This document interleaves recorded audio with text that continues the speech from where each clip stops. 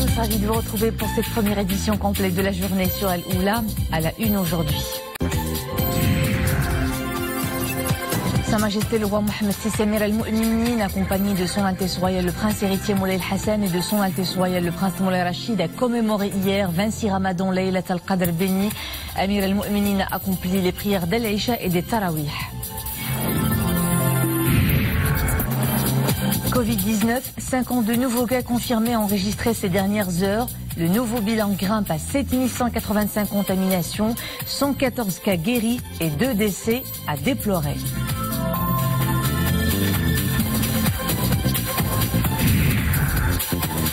Dans le combat face au Covid-19, le dépistage est plus que jamais au centre de toutes les préoccupations.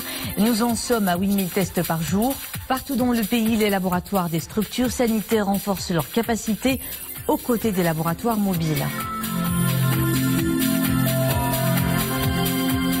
Sa Majesté le roi Mohammed VI Amir al-Mu'minin, accompagné de son Altesse royale le prince héritier Moulay al-Hassan et de son Altesse royale le prince Moulay Rachid, a commémoré hier 26 Ramadan Laylat al-Qadr béni. À cette occasion religieuse, Amir al-Mu'minin a accompli les prières d'Al-Isha et des Tarawih. Le ministre des Habous et des Affaires islamiques a clôturé Sahih al-Bukhari devant Amir al-Mu'minin. Sa Majesté le roi a bien voulu commémorer cette nuit bénie de cette manière dans le cadre du respect du confinement sanitaire et des mesures préventives et de précautions prises par le royaume conformément aux hautes orientations royales pour faire face à la pandémie du coronavirus. La prière de Eid al-Fitr de cette année doit être accomplie à la maison pour préserver la santé et la sécurité des citoyens face à la propagation de la pandémie du coronavirus.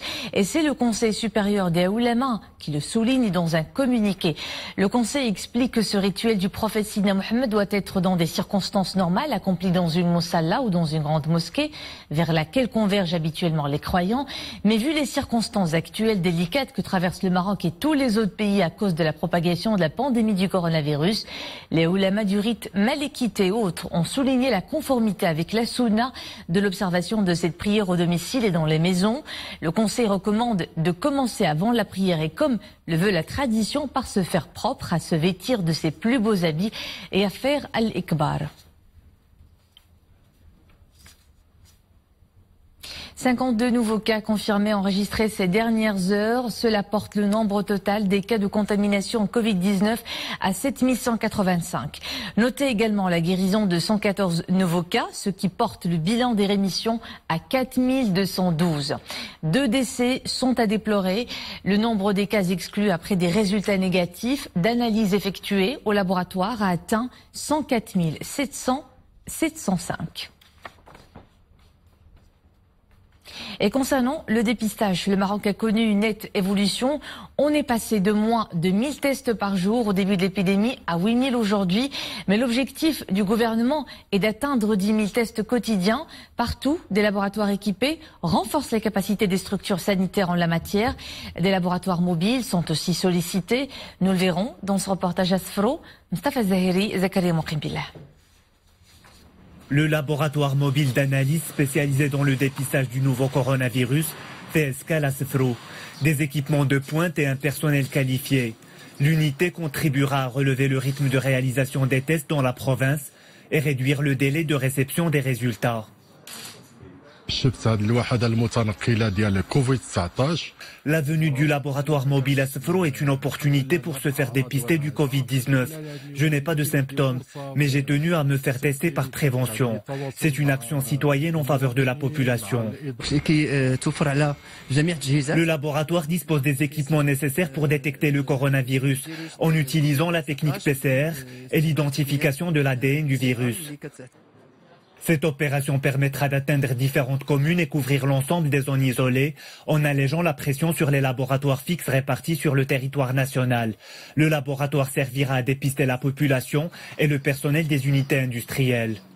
Ce dispositif permettra de renforcer l'offre de soins dans les différentes régions du royaume. La région Fes-Meknès a le privilège d'accueillir ce laboratoire dans la province de Sfro. Cela contribue à rapprocher les tests de dépistage des citoyens. La mobilisation de ce laboratoire itinérant s'inscrit dans le cadre de la stratégie adoptée par le ministère de la Santé visant à endiguer la propagation du virus et la prise en charge des patients. L'opération a pour objectif de diversifier et d'étendre les tests de dépistage du coronavirus dans le cadre d'une stratégie de préparation du déconfinement et de réduction du délai d'attente des résultats. Et pendant que le plan de relance économique devra s'activer après Eid al-Fitr, certaines unités industrielles reprennent déjà leur activité dans le respect des mesures barrières. Exemple dans l'une des unités industrielles de la métropole économique. Sarah Katir, Abdelrahman Zian. Après un arrêt de plusieurs semaines, l'activité a repris dans cette unité industrielle spécialisée dans la fabrication du matériel électrique dans le quartier industriel Moulay Rachid à Casablanca. Mais avant son ouverture, l'unité s'est conformée aux normes sanitaires et aux mesures de protection des travailleurs. On travaille dans des conditions satisfaisantes. On est en guerre contre le virus et on va gagner. Tous les collaborateurs sont équipés de masques, de produits désinfectants et ceci afin de garantir leur sécurité. Autre mesure préventive prise par cette unité en ces temps de pandémie, la réduction des travailleurs afin de garantir la distanciation sociale. L'importance pour nous, c'est de préserver la santé et la sécurité de notre personnel. Déjà, par exemple, à l'entrée de l'usine, nous avons rendu obligatoire la prise de température et le lavage des mains. Et il y a des messages en boucle qui passent tout le long de la journée pour sensibiliser les collaborateurs sur le respect des règles de distanciation sociale et le lavage des mains. Ce redémarrage prudent vise à limiter le risque de contamination dans le milieu professionnel. Il a un coût certes, mais il permettra de relancer l'activité industrielle tout en garantissant l'hygiène et la sécurité sanitaire des employés. Et justement, les unités industrielles redoublent de vigilance pour limiter la propagation du virus.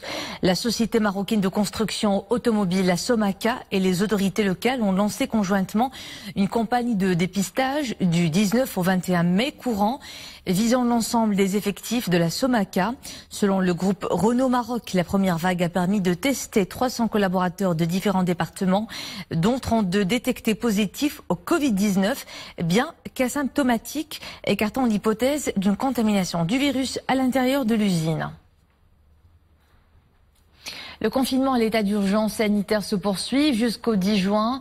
20 jours supplémentaires pour gérer au mieux une crise sanitaire mondiale inédite.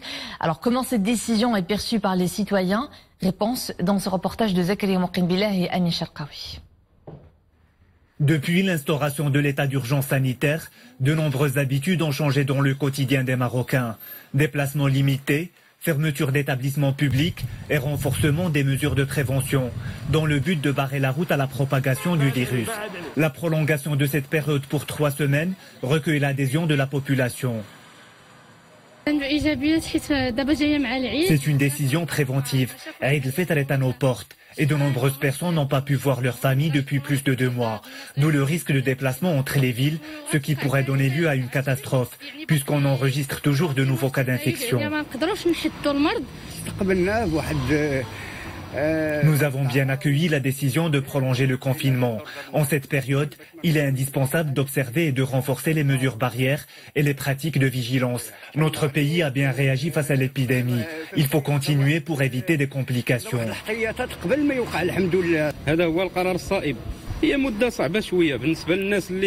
Je pense que c'est une bonne décision. Il est vrai que cette période est difficile pour beaucoup de gens, mais on arrive à s'adapter. Les personnes qui travaillent doivent se déplacer. Cependant, il existe des alternatives comme le télétravail pour éviter les rassemblements. Si le confinement a engendré des répercussions économiques et sociales, le comité de veille économique a pris plusieurs mesures afin d'en atténuer l'impact. Peu connues sont les répercussions psychologiques de cette situation sur le moral des citoyens. Des cellules d'écoute psychologique ont vu le jour pour offrir conseils et orientations. Les répercussions psychologiques sur la santé mentale des citoyens en période de confinement étaient assez nombreuses, pas très intenses pour certains, mais quand même présentes. Il y avait des troubles anxio-dépressifs, des troubles anxieux qui se sont vus s'exacerber au cours de cette période, des troubles dépressifs avec des somatisations. En période de confinement, on procède à la téléconsultation quand le patient ne peut pas se déplacer à l'hôpital. Les Marocains semblent s'adapter au confinement et aux exigences de prévention. Le prolongement de 3 semaines de la période de confinement semble indispensable, une situation qui n'empêche pas des actions de solidarité en faveur des catégories sociales les plus impactées par la pandémie, surtout en ce mois sacré. Et en ces temps de pandémie, les initiatives solidaires fleurissent partout dans le pays. Cette fois, c'est à Rabat que je vous emmène, où un bel élan de solidarité au profit de nos frères subsahariens a vu le jour. L'initiative émane d'un groupe de pharmaciens de la capitale en partenariat avec l'Église catholique de Rabat. Amine Amouri au même Rami. Jordan a élu le Maroc comme pays hôte il y a près de 2 ans. Depuis, ce jeune Camerounais œuvre dans le secteur informel. Mais avec la pandémie, les temps se font durs, ses vivres ont été coupés, confinement oblige. C'est vraiment difficile de vivre en plein confinement sans rien à la maison et pour pouvoir payer le loyer. Donc ceux qui sont permis de nous aider, donc c'est merci, puisque sans eux ça devait être plus difficile et on ne saura pas comment faire. Pour prêter main forte à ces personnes en situation précaire, les initiatives ne tarissent pas. Depuis les prémices de la pandémie, l'Église catholique de Rabat est le lieu vers lequel toutes ces personnes nécessiteuses se tournent. Ici, ils reçoivent aide et conseils. Nous avons mis en place une procédure pour pouvoir servir ces personnes. Nous leur donnons un numéro de WhatsApp sur lequel ils peuvent s'inscrire et nous donnons rendez-vous aux personnes qui sont en détresse alimentaire, aussi qui ont besoin qu'on les aide pour payer des ordonnances. Nous leur donnons des rendez-vous précis pour qu'elles viennent ici et on les sert. On a ramassé de l'argent, on a commandé des paniers qui sont ici et on a pris aussi l'initiative de leur ramener des sachets où il y a un paquet de bavettes et du gel hydroalcoolique et on leur explique quels sont les gestes barrières, comment il faut utiliser le gel, comment il faut utiliser justement cette bavette, comment il faut l'enlever et tout. Et on leur explique et ils sont très heureux de venir justement prendre ce panier-là qui va leur permettre juste de tenir le coup un peu. Tout comme Jordan, ils sont quotidiennement plus de 60 personnes à venir frapper la porte de l'église pour chercher l'aide en ces temps critiques.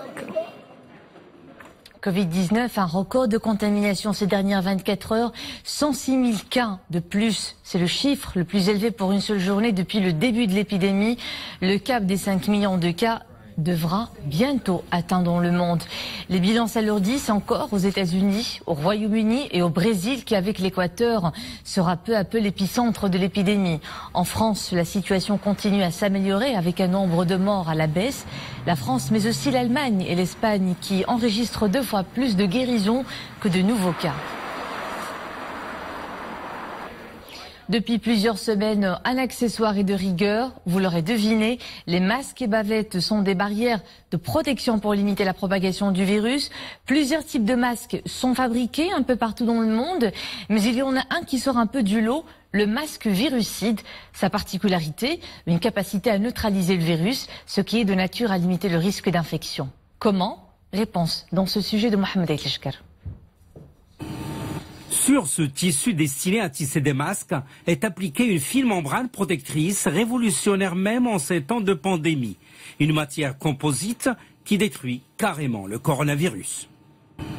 On vient déposer sur les tissus qui sont fabriqués sur le site une couche de PVC avec un film protecteur avec les propriétés spécifiques à ce produit. Un tissu avec une couche de PVC, le polychlorure de vinyle. Une membrane protectrice qui se base sur les propriétés antivirales de l'argent.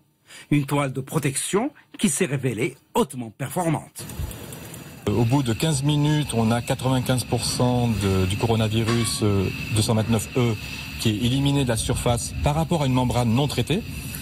Et au bout d'1 heure, on a 99,5% du coronavirus 229E qui est éliminé.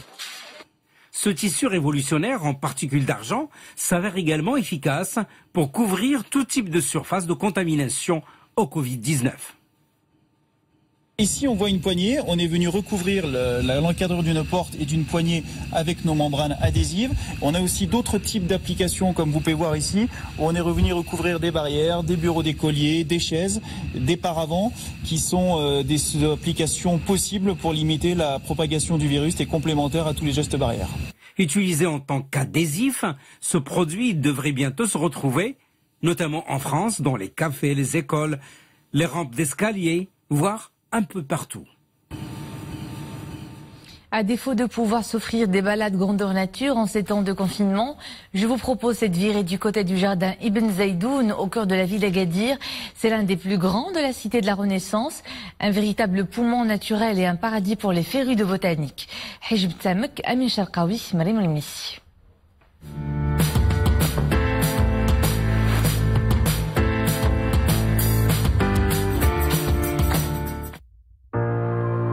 Sur un terrain en ruine, enseveli sous les décombres, voit le jour le jardin Ibn Zaidoun. 1960, la ville d'Agadir dévastée par un tremblement de terre voit éclore une année plus tard ce coin de verdure. Niché en plein quartier de Talborj, ce jardin citadin est depuis près de 60 ans pour les Gadiris un écrin naturel de choix, mais surtout un lieu de repos et de détente bien à l'ombre.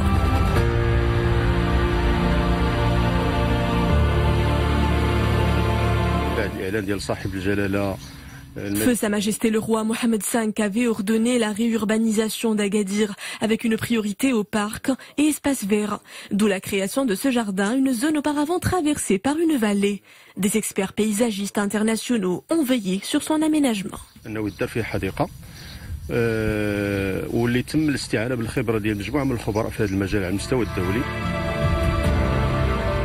À l'architecture harmonieuse, le jardin Ibn Zaidoun est allé sur 5 hectares et coloré à longueur d'année.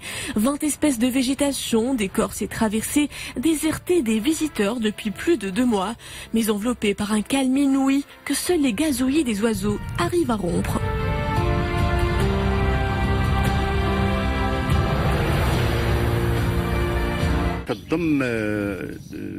Le jardin abrite une variété de grands spécimens dans des palmiers washingtoniens, des jacarandas, des ficus, des barachicitons et des oliviers. Ce sont à peu près 800 plantations qui meublent cet espace arboré.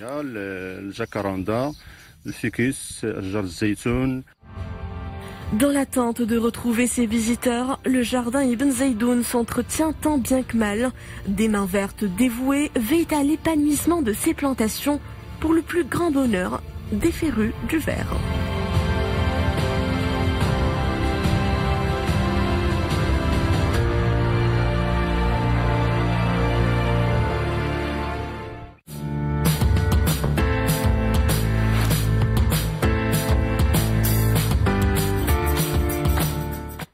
Et c'était le clap de fin de cette édition. Restez avec nous. L'info se poursuit en espagnol avec Marie Mohafid. Au plaisir de vous retrouver bientôt.